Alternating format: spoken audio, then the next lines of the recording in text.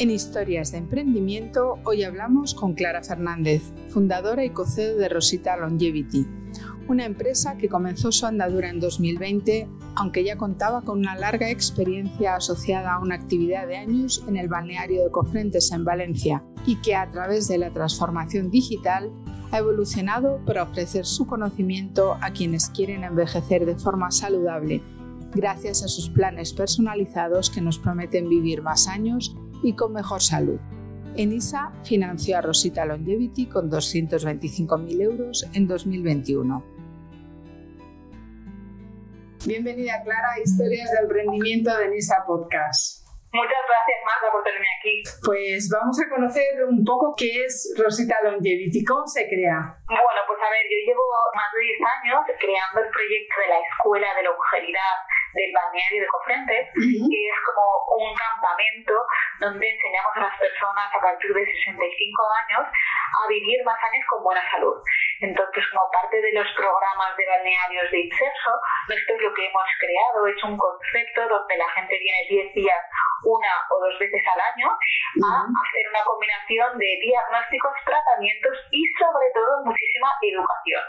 Creamos toda una metodología sobre cómo hacer un plan de longevidad y cómo comunicar a las personas para motivarlas a que pudiesen vivir más, para que entendiesen qué es lo que tenían que hacer y viviesen para poder vivir más años con buena salud. Y después de muchos años creando este proyecto con más de 20 profesionales sanitarios que tenemos en el propio balneario, con más de 15.000 mayores pasando anualmente por nuestras instalaciones, pues llegamos un poco a la conclusión de que teníamos todo el conocimiento científico y psicológico sobre cómo crear estos planes de longevidad y que podían beneficiarse muchísimas más personas de las que podían físicamente pasar por las instalaciones. Es decir, con mi equipo de cofundadores empezar a crear un entrenador de longevidad, y así es como surgió Rosita, que es una aplicación móvil que precisamente lo que hace es traducir este plan de longevidad que teníamos en la Escuela de Longevidad del balneario de Cofrentes en un plan de salud con un entrenador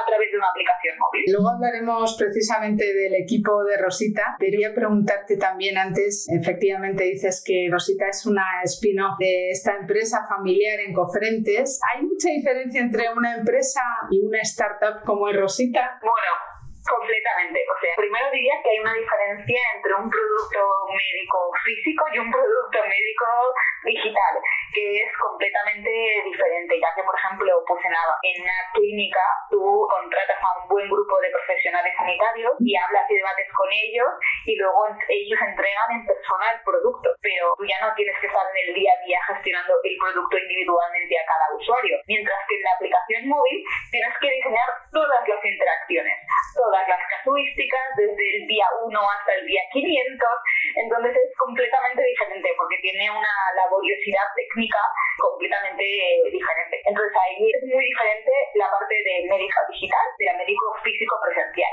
Y luego aparte el concepto de una startup o una empresa, una pyme normal, pues es diferente porque en una startup tu objetivo es crear un proyecto o una empresa que llegue a millones de usuarios, que expanda, que crezca muy rápido y que tienes una estrategia muchísimo más agresiva, por así decirlo, que una pyme normal, que lo que tú quieres es ser sostenible, ¿no? Y crecer poquito a poquito y poder fidelizar a los clientes que tienes. Entonces es una estrategia completamente diferente desde el punto de la gestión de los recursos humanos, tu estrategia de marketing, tu estrategia financiera, todo. El project management es un ritmo completamente diferente. Entonces, aunque realmente el core del producto o lo que es la visión rema en la misma dirección, las dos empresas son completamente diferentes. ¿Y qué ha supuesto para ti poner en marcha este proyecto, Clara? Pues ha supuesto aprender y desaprender muchísimo de muchas cosas diferentes. O sea, el balneario de Cofrentes está en medio del mundo rural y tiene 250 empleados. Yo estaba acostumbrada mucho más a procesos, reuniones de equipo, protocolos, a a tener todo mucho más delegado, y de repente el mundo de las startups, pues somos pocos, todos hacemos de todo, casi todo tiene que ser en plan tecnológico, donde si no sabes programar tienes que casi aprender a programar, y en las fases iniciales sobre todo Juan Palomo, de tú te lo guisas y tú te lo comes, absolutamente todo. Entonces siempre he sido bastante generalista porque he tenido equipos muy grandes, pero es que dentro del mundo de las startups toca todos los palos en súper detalle. Ha sido hacer un máster acelerado de muchísimos ámbitos diferentes, y concretamente, aunque uno piense que no tiene que programar, tiene que aprender a entender cómo piensan los programadores para poder explicarlo todo en términos de programación. Así que es utópico pensar que uno puede meterse en una startup y ser ajeno a la tecnología que hay de fondo. O sea, ahora tienes que aprender a manejar casi la perfección tú. Un buen consejo. Además hay que decir que Clara integra este año el listado de las mujeres top 100 en España, y en nuestro país el emprendimiento femenino desgraciadamente sigue con un porcentaje por debajo del masculino. ¿A qué crees que se debe, Clara? Pues mira, yo creo que se debe a dos grandes factores. Primero, la parte educacional de cómo se educa a las niñas versus cómo se educa a los niños. Entonces, creo que hay un rol muy importante que tiene que ver con una parte muy importante de la educación científica, de STEM y demás, pero también sobre la ambición, la competitividad, la ambición como elemento positivo, el crear equipos y liderar equipos. Son capacidades que no se suelen inculcar tanto cuando eran joven la gente que ahora debería de estar gestionando o creando esas empresas. Las chicas tenían una dinámica completamente diferente, solo lo que es la parte de cómo se juegan los deportes de equipo, la competitividad, el tener que trabajar todos juntos para conseguir un objetivo. Ese tipo de cosas, el porcentaje de tiempo al que le dedican las chicas comparados con los chicos es bajísimo. Luego, por ejemplo, los juegos de estrategia. Yo no tengo prácticamente ninguna amiga ni que jugase deporte ni que hiciese juegos de estrategia. Yo pertenecía al grupo de las que hacíamos ballet y estábamos en plan el fin de semana íbamos al cine y de compras, o sea, para que nadie se piense que es que yo era como hay muchas emprendedoras que dicen que es que ellas eran de las líderes de su equipo de baloncesto. Yo para nada, yo era el esquema de chica normal absoluto, y soy consciente luego de ver a mis amigas y a mis amigos, pues mis amigos se pasaron toda su adolescencia jugando a juegos de estrategia donde ya se estaba implicando, están analizando consecuencias, colaboraciones, un esquema mental que es como era completamente diferente del que estábamos haciendo. Entonces creo que el origen, lo que son los fondos, o sea, lo que son los mimbres, ¿no? Sí. Mentales de cada uno son completamente diferentes. Y luego la realidad es que el momento clave en el que uno puede emprender probablemente es entre los 28 y 45 más o menos. Puede emprender a todas las edades, ¿vale? Pero antes de los 28 te puedes, salvo que seas un fuera de serie, no tienes apenas experiencia para poder crear algo sólido. Y pasados los 45, muchos de los que igual tenían el talante de hacerlo, pues ya lo han hecho, ¿no? Y la realidad es que en ese periodo es el periodo en el que la mujer también se está planteando si quiere tener hijos, cuándo los quiere tener, si lo hace ahora, lo hace más adelante, si deja un poquito de lado sus ambiciones personales. Y ahí te puedo decir, porque yo tengo 2 niños de 3 y 1 años. Es un reto increíble emprender con bebés, porque te requiere una carga de energía tal. O sea, no es solo una cuestión de organización, de poder tener en plan gente que te ayude, del apoyo familiar y demás. Es que realmente necesitas muchísima energía. Y al final, pues es una decisión de mi salud mental o mi salud profesional, ¿no? Es una decisión complicada. Y aparte de eso, obviamente tienes que tener un equipo de pareja, de familia que te apoye, pero que te apoye 1000 por 1000. Porque también, al menos, y volviendo un poco a la parte cultural, en España las mujeres somos muy de cuestionarnos, de no tener suficiente confianza muchas veces, enseguida el dilema del impostor de yo esto no sé, cómo voy a hacerlo.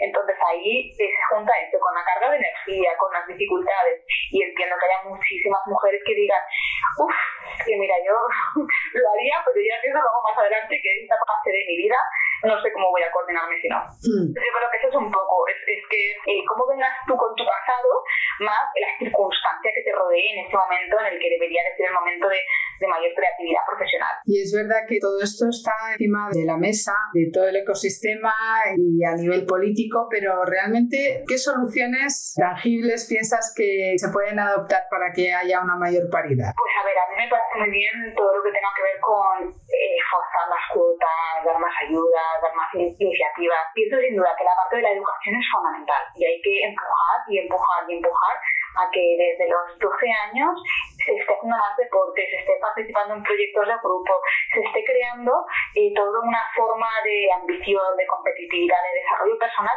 que esté también adaptado a los deseos de las niñas de 12 años. O sea, que tampoco pongamos aquí a imponer que se hagan competiciones de deporte que no le apetezcan a las niñas de 12 años, pero tenemos que intentar acercarles todo lo que es la parte de emprendimiento, de iniciativa, de construcción de ideas, cosas que sean realmente divertidas para la mentalidad de la niña de 12 años, y eso se está explorando, pero todavía no está plenamente explorado, o sea, falta mucho por hacer. Y luego, en la práctica ya para lo que es fomentar las empresas o las iniciativas femeninas, pues se hacen iniciativas, pero realmente la mayoría de las iniciativas son muy difíciles de acceder. Te pongo un ejemplo, por ejemplo. Se crean iniciativas y subvenciones específicamente para empresas femeninas. Sin embargo, yo, por ejemplo, no puedo acceder, mi empresa no puede acceder porque somos 50% mi marido y yo, y ya no es 51% de la empresa, pero bueno, y después venga, accedemos y cambiamos un poco para que yo tenga 60-40, vale, pero es que luego te fuerzan igual a tener total paridad entre la gente que contratas. Entonces al final te están poniendo tantas barreras que es difícil que tú puedas conseguir una empresa que sea exitosa, liderada por una mujer y que encima cumpla todos aquellos requisitos,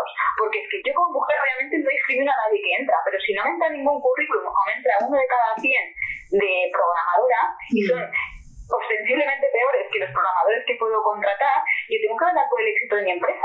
Evidentemente. Entonces, si al final me están poniendo tantísimas barreras, hay muchísimos proyectos de éxitos que no van a poder acceder. Entonces me encuentro con muchísimas iniciativas que supuestamente van a apoyar a empresas femeninas lideradas por mujeres, que luego en la práctica ni yo puedo cumplir. Y la verdad que es un poco molesto en ese sentido, porque al final está para intentar ayudarme a mí. Yo voy, claramente, mi compromiso es ayudar a todas las mujeres que pueda, pero no puede ser a costa del éxito de mi empresa, porque además la subvención no es tan jugosa como para poder certificar productividad, ¿sabes? En contexto startup. Entonces, algunas veces las propias leyes que pretenden canalizar el emprendimiento femenino se las están cargando ahí, o están haciendo que entren determinados proyectos que ya se están adaptando a eso, pero no a la competitividad real, ¿sabes? Luego abogas por una mayor flexibilidad, en definitiva, ¿verdad? Absolutamente, sí, o sea que estés trabajando, no puedes exigir paridad en todos los ámbitos en una industria en la que tú sabes que no sé exactamente cuáles son los porcentajes, pero igual que entre el 5 y el 10% de las programadoras son femeninas,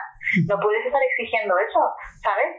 Una paridad absoluta en puestos, porque entonces es complicadísimo.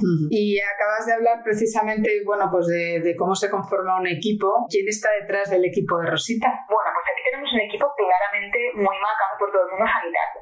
Entonces tenemos dos vertientes. Tenemos la vertiente de los profesionales sanitarios, que son médicos, fisioterapeutas, nutricionistas, psicólogos, entrenadores, y toda la parte más de organización del producto, que tiene más que ver con ingenieros de biomédicos, que están desarrollando las tecnologías, biotecnólogos, que están también haciendo toda la estructura de los ensayos clínicos, de los biomarcadores, de cómo se retroalimenta con la aplicación y demás, y luego toda la parte de ingenieros de telecomunicaciones. Además de eso también tenemos obviamente diseñadores y programadores, pero tenemos un componente, básicamente el 80-85% de la empresa viene con un pie muy grande del mundo sanitario.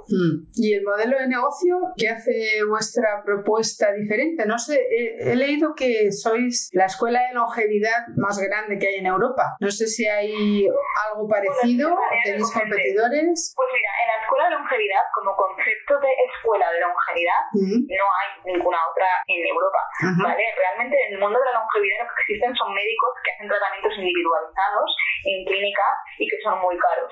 Pero nosotros pensamos que un componente muy importante de lo que tiene que ver con la longevidad saludable tiene que ver con la educación y los hábitos que no deberían de ser caros. Lo que pasa es que si tú lo que necesitas es pagarte un entrenador individual que te ayude a ejecutarlos, pues claro que es caro. Pero eso se puede democratizar muchísimo con la tecnología, ¿vale?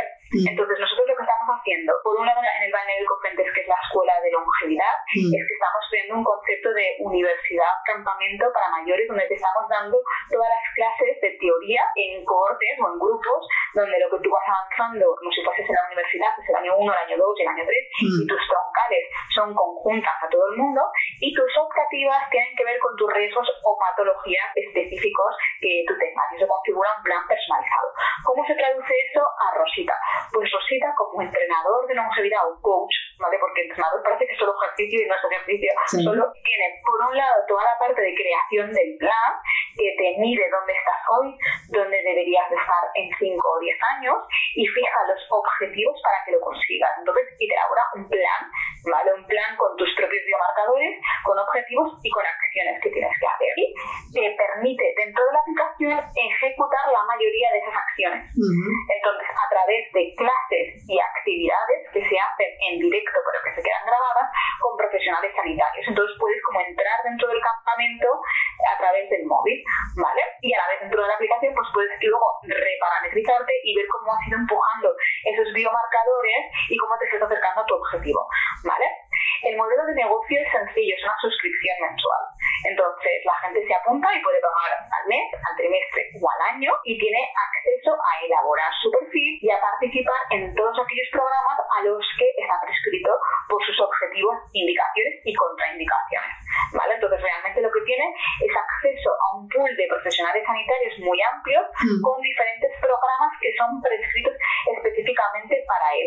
Algunos programas, aunque no los tenga prescritos, se puede apuntar, ¿vale? Por ejemplo, tenemos un programa de osteoporosis que si tú no tienes osteoporosis pero tienes osteopenia y es que todavía no llegas al indicador pero tienes todavía empieza a tener debilidad ósea, entonces te puedes apuntar y puedes ir practicando y puedes ir conociendo qué está ocurriendo en tus huesos y cómo se puede refortalecer esos huesos poco a poco, aunque todavía no tengas ese indicador, ¿vale? Pero si no, lo que tú tienes que visualizar es lo que el usuario tiene, mete un conjunto de datos y de pruebas que está haciendo dentro de la aplicación y va a tener una recomendación de actividades que van a ser diarias o semanales según los objetivos que esté tocando, y le acompañamos a los usuarios pues diaria o semanalmente en clases grupales en directo con profesionales sanitarios donde ellos pueden aclarar cualquier duda, y además tienen un chat con los diferentes profesionales sanitarios de los grupos en los que están donde pueden preguntarles cualquier cosa. Entonces están en contacto permanente. ¿Y las edades para las que están destinadas esta aplicación? ¿De qué rango de edad? Estamos enfocados entre 60 y 70 años más o menos, pero no tenemos una edad corte por abajo ni por arriba, ¿vale? Sí que estamos más enfocados en este segmento porque de media conocemos en mejor detalle en qué situación física y emocional está la gente de 60 a 70 años. Pero sí que es cierto que, por ejemplo, por debajo tenemos muchos usuarios de 55 a 60 años que tienen dolor de rodillas, dolor de espalda, y por ejemplo la pandemia y la falta de ejercicio ha hecho que se aceleren un poco esos procesos de dolor, que además tiene un poquito de sobrepeso. Gente que tiene un poquito más acelerado el proceso de envejecimiento por diferentes motivos. Y a la vez tenemos gente de 80 años que están como un toro para 80, pero que se quieren cuidar y están muy motivados y tienen pues una edad fisiológica más cercana a los 70, más o menos, y entonces pues les podemos ayudar también. Nuestra edad media ahora mismo está en torno a los 72. ¿Y qué necesidades habéis detectado que tiene hoy el mundo senior con respecto a hace unos años? Aunque Rosita lleve poco tiempo, pero seguro que la trayectoria de esta empresa de Cofrentes seguro que os ha dado pistas. ¿Pero qué necesidades quieres decir? ¿En plan médica? Bueno, un poco en su conjunto. El mundo senior es ahora mismo una oportunidad, ¿no? Bueno, sin duda. A ver, lo primero es que el 30% de la población es mayor de 60 años y en los siguientes años es el colectivo que va a estar creciendo. Y hay muy pocas empresas que se dedican específicamente a este colectivo. Hay muchas que lo tienen como residual. Como, bueno, pues si yo vendo, por ejemplo, sujetadores, pues me lo puede comprar una señora de 60. Pero hay pocas empresas de sujetadores dedicadas a gente de 60 a 70 años. Y muchas veces cuando encima tú dices que te dedicas a gente mayor de 60, automáticamente te clasifican como si la gente mayor de 60 tuviese 80 años. Y de hecho es un debate eterno que tenemos cuando me ponen en algún anuncio de prensa y me sacan una mano de una señora de 90 años, que no es mi cliente, ¿vale? Y es más, esos productos de 90, para gente de 90 años, muchas veces el comprador es el hijo. Residencias, centros de dependencia, o sea, vamos, que no está identificado en el colectivo nuestro. Entonces ahora mismo hay una oportunidad enorme para un colectivo de 60 a 70 años que no está siendo correctamente identificado y trabajado, ¿vale? Y que está cambiando enormemente en los últimos años. Sí, eso me refería. También va a cambiar, porque son los baby boomers. Entonces es gente digital, es gente activa, es gente educada, es gente que tiene dinero y se lo quiere gastar en vivir los siguientes años al máximo, en disfrutarlo al máximo. No es hacer puente y copaísmo, pero estar pues estar viajando, encontrarse bien. Además, la pandemia concretamente ha robado a este colectivo, y a todos, pero a este colectivo le ha robado unos años fundamentales porque son unos años en los que se encuentran de maravilla y quieren hacer un montón de cosas y que no saben cómo van a estar dentro de 5.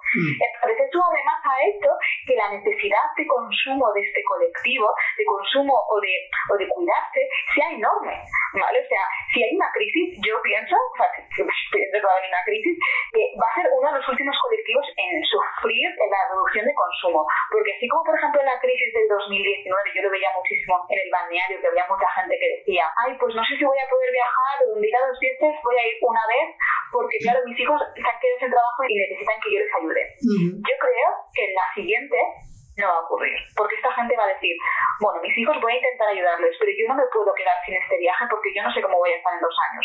No sé si llega otra pandemia y va a ser la otra pandemia la que me deje los siguientes 5 años que me quedan por delante muy activos sin poder disfrutar de este viaje. Yo creo que la noción del aquí, del ahora, de cuidarme y de disfrutar del presente, en este colectivo de 60 a 70 años está siendo brutal, un cambio de mentalidad brutal, porque son conscientes de que de la noche a la mañana puede pasar de cualquier cosa y lo que no haya disfrutado hoy no lo habrá disfrutado, y eso hace que quieran cuidarse y que quieran invertir en disfrutar. Es un segmento que en términos de marketing se llama los bon vivants y que hasta ahora eran el 30-33% de los mayores, y yo creo que después de la pandemia han aumentado a más del 50%. Creo que esto acelera todavía más la importancia de dedicarse a este colectivo, porque no es un colectivo que hasta ahora, aunque tuviese necesidades, se ponía a sí mismo en segundo lugar y prefería en plan priorizar a sus hijos. Es un colectivo que yo creo que ahora está muy pendiente de sí mismo también y de disfrutar de la vida, de cuidarse, de quererse, de aprovechar. Igual que te digo de salud, te digo de gastronomía y te digo de viajes. Es un colectivo que quiere disfrutar los años que tiene por delante y que quiere asegurarse que llega a los 90 en las mejores condiciones, pero también quiere disfrutar hoy, por si acaso pasa una pandemia por delante y no puede. Además de los usuarios que utilizan vuestra app, ¿tenéis otros acuerdos con entidades en el ámbito de la salud? Pues en España no. Estamos intentando, pero en España el mundo de los seguros es complicadísimo y no están digamos que los incentivos no están adecuadamente alineados, ¿vale? Entonces no queda el seguro de salud español que no nos haya dicho que no está interesado y que se haya quedado en la propuesta en plan pendiente de que alguien apruebe. Los hemos hablado con todos. Con todos les parece brutal la idea, el proyecto, claro que sí, y al final no forma parte de ninguna de sus necesidades actuales. Entonces nosotros estamos en expansión en Estados Unidos, donde los incentivos sí que están más alineados y donde las aseguradoras y el Estado, después de la pandemia, paga ejercicio, paga nutrición, paga programas de prevención del dolor crónico, paga salud emocional en los mayores. Todo esto en los mayores lo paga después de la pandemia. Eso en España no existe, ni se le ve ni se le espera. Entonces ahora mismo estamos con otro foco, la verdad. Es una pena, porque yo soy española, me importan los españoles, más los mayores españoles, pero aquí está todo un poco parado en ese sentido. Algo que me parece muy interesante es que parte de vuestra actividad se desarrolla en un entorno rural, decíamos antes, Cofrentes. ¿Qué cambios se han producido en los últimos años que anime a emprender en estas poblaciones? Uy, pues mira, muy importante el trabajo en remoto, porque como comprenderás, en el medio rural no puedo contratar a todos los tipos de perfiles, o sea, me cuesta muchísimo. Pero el hecho de que las empresas sean remotas hoy en día y que se hayan creado los mecanismos tecnológicos y culturales para poder trabajar en remoto, que es tan más difícil el desarrollo psicológico y cultural que la tecnología casi, hace que en verdad puedes estar localizado donde te dé la gana y que tú como fundador puedes montar una empresa desde donde tú quieras, porque al final vas a contratar gente igualmente de todos los sitios. Entonces nosotros tenemos una parte muy importante del equipo en el medio rural, pero tenemos gente en Madrid, en Galicia, en Sevilla, en Jaén, en Valencia, en todos los sitios. Hemos tenido gente en otros países, pero al final por temas de franjas horarias nos da un poco carajal y estamos ahora más centrados en nuestra propia franja horaria. Pero eso es lo más importante, que en el medio rural lo más complicado es traer gente que quiera vivir ahí, que no sea el local. Y el problema de las personas locales es que tienes que hacer un motor de atracción muy potente para que la gente que sea ingeniera quiera quedarse localmente en un proyecto local. O sea, algunas veces consigues repatriar de vuelta, pero no hay tanta gente. Y es que cuando hablamos del mundo rural, Cofrentes está en una de las zonas más despobladas de España. Entonces, un mundo muy, muy rural. Está a más de 40 minutos de una estación de tren, por ejemplo. Y el autobús, y viaje no pasa. Vale. A nivel de naturaleza es increíble. Por la puerta de mi casa pasan cabras todos los días, por la puerta literal de mi casa. El aire que se respira es increíble como calidad de medida, pero es complicado tanto en cuanto España no está preparada que se quede la población en el mundo rural.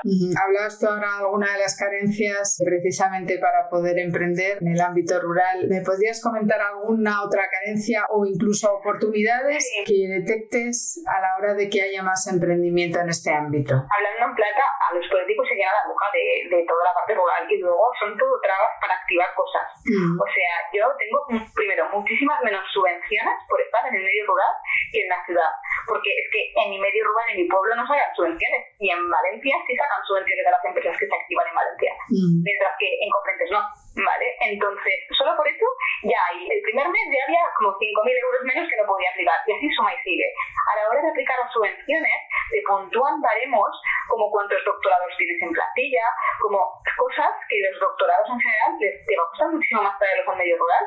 Claro. ¿Cómo los voy a tener en plantilla de manera continuada? Entonces, hay una serie de parámetros donde se está primando absolutamente proyectos de ciudad, proyectos universitarios o con sede en una universidad, y no proyectos que tengan un impacto, además, en la sociedad real. Entonces, como por ejemplo, por la contratación de personal cualificado en el medio rural. ¿Vale? Entonces, ahí hay muchísimas trabas para acceder a financiación, a subvenciones, obviamente de contratación, de facilidad de cualquier papeleo, tienes que estar perdiendo el día para subir y bajar, porque es muy poco telemático.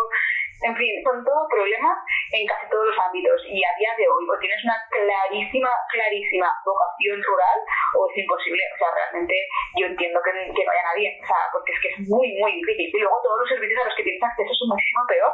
O sea, para ir a cualquier dentista, media hora en coche. El colegio de tus hijos no tiene nada que ver con el colegio de una ciudad, pero nada que ver, ¿vale? Y aunque sean menos niños, al final el profesor que han conseguido destinar ahí, pues en la mayoría de los casos o cuenta con menos recursos, o es la persona que con el tiempo, pues si la desidia, se ha sentado más, ¿vale? Entonces, es que todos los servicios son peores, es realmente un drama, y un drama que no está ni cerca de poder solucionarse, está cerca de empeorarse. ¿Y cuáles son las oportunidades? Pues las oportunidades son poder conseguir a gente en el medio rural al que le convenzcas con una calidad de vida diferente, donde realmente les puedas ofrecer un sueldo equiparable al de la ciudad, pero con unos gastos de vida que sean la mitad, y realmente que como empresa en remoto te da igual donde estén. Entonces puedes tú montar una empresa con un coste medio de instalaciones y demás, aunque ahora mismo la luz es la misma y es una parte muy importante, pero que en principio podrías montar una empresa en cualquier lugar, con lo cual también en el medio rural, y acercarte al entorno que tú quieres.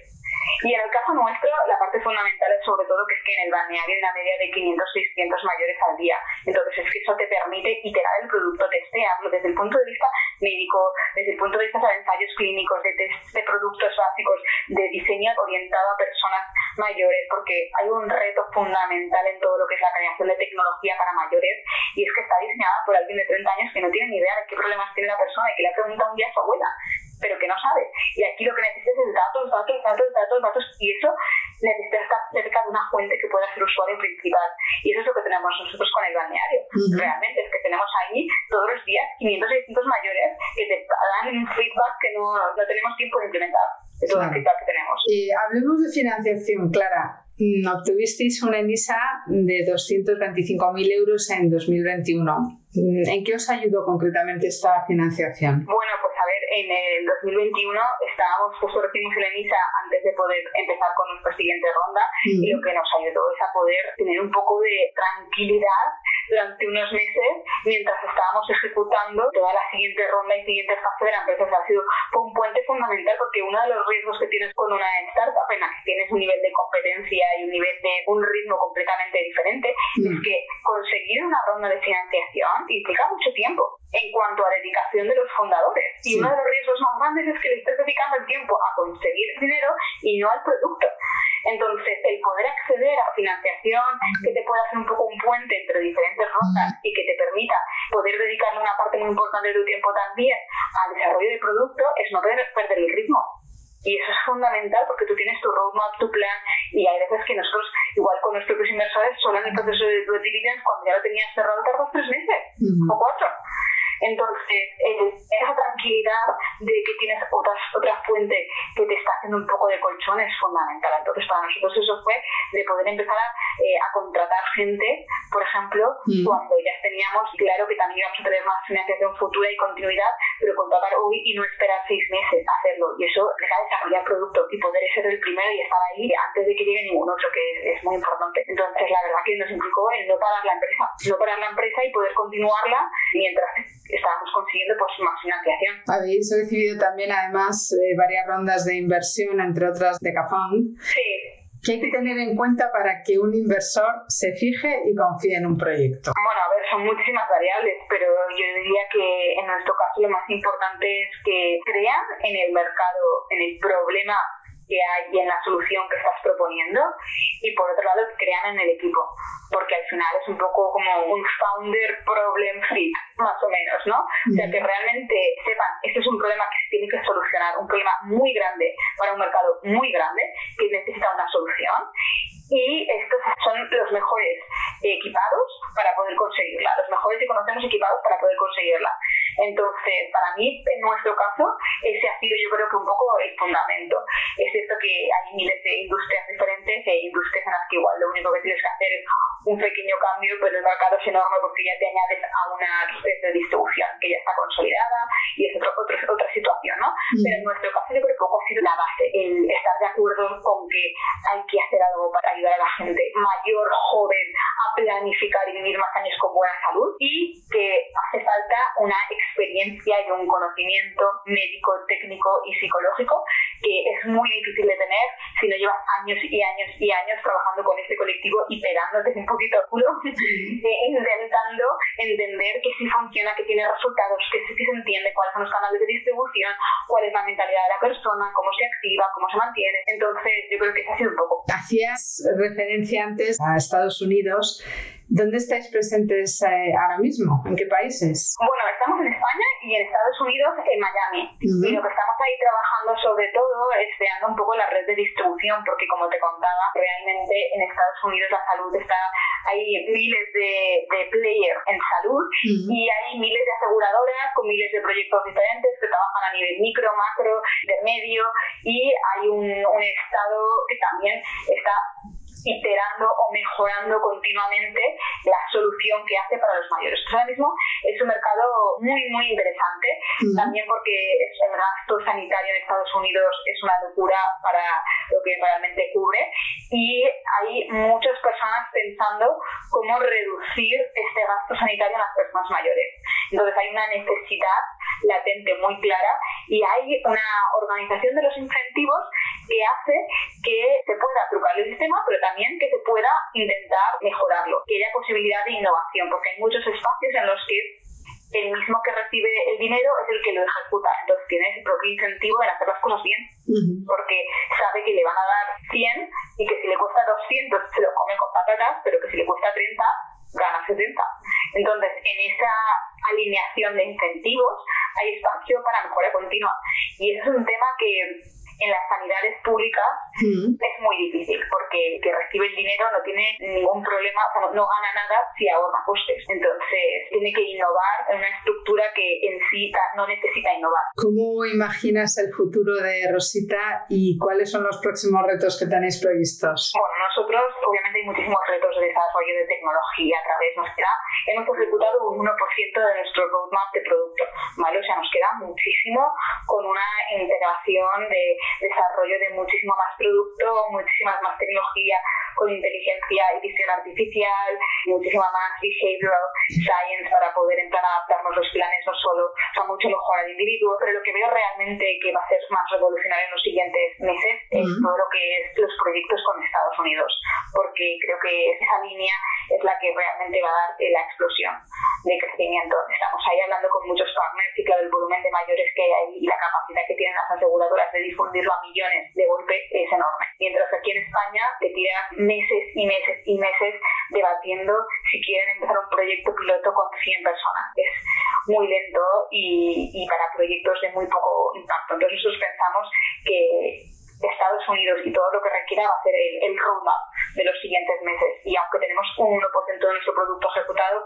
ahora estamos en la fase de ver del otro 99 cuál es el que tiene cabida dentro del proyecto de Estados Unidos, porque no todo, ya que tiene también una idiosincrasia legal y sanitaria diferente. ¿Y detectáis alguna tendencia, digamos, que esté despuntando de cara a estos próximos años en el ámbito senior? La prevención. O sea, ahora mismo yo creo que el volumen de personas que son conscientes de que sus siguientes 10 o 15 años, la salud de sus siguientes 10 o 15 años descansa en sus manos y en su propia responsabilidad, el volumen de concienciación es 5 veces mayor que hace 5 años. Ahora mismo tú hablas con cualquier persona y no piensa que su salud está en manos de su médico de la Seguridad Social. Piensa que es él, más o menos herramientas para hacerlo, pero es consciente de que es él el que tiene que hacer. Y de hecho tú hablas con alguien y dices, ¿qué hace? Y el volumen de señoras que te dicen, hombre, yo salgo a caminar, intento comer poco. Hay una educación mínima que ha permeado en prácticamente toda la sociedad y todos los niveles culturales, cosa que hace 5 años no había ocurrido. Entonces yo creo que eso es una revolución increíble, porque ahí lo que tú eres estás empezando a regar sobre algo que ya está medio sembrado. Entonces yo creo que ese es un tren bestial y que van a empezar a ver miles de servicios diferentes de salud para mayores, porque es que es un colectivo que está súper interesado por su salud a día de hoy. Igual que en los últimos años se ha explotado muchísimo y todavía queda mucho todo el tema de la salud de la mujer y la fertilidad, porque la mujer es muy consciente de que la salud en esta época específica de su vida va a impactar positiva o negativamente su fertilidad y su embarazo. Y las señoras y señores de 65 años, la concienciación es brutal y hay muy pocos servicios dedicados específicos o médicos específicos centrados en este colectivo, ni nutricionistas, ni entrenadores, fisioterapeutas, médicos. O sea, realmente estamos en la punta del iceberg a nivel de ciudadano de a pie de lo que se puede llegar a prestar cuanto a servicios. Ya por último, para terminar nuestra entrevista, ¿qué consejo darías a alguien que quiera emprender en el entorno rural?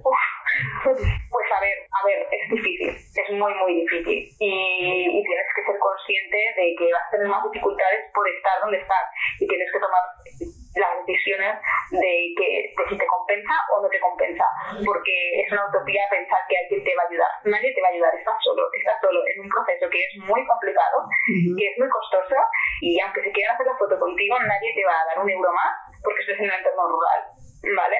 Así como para las mujeres sí que te van a dar €1 si contratas más mujeres que hombres, para el entorno rural nada.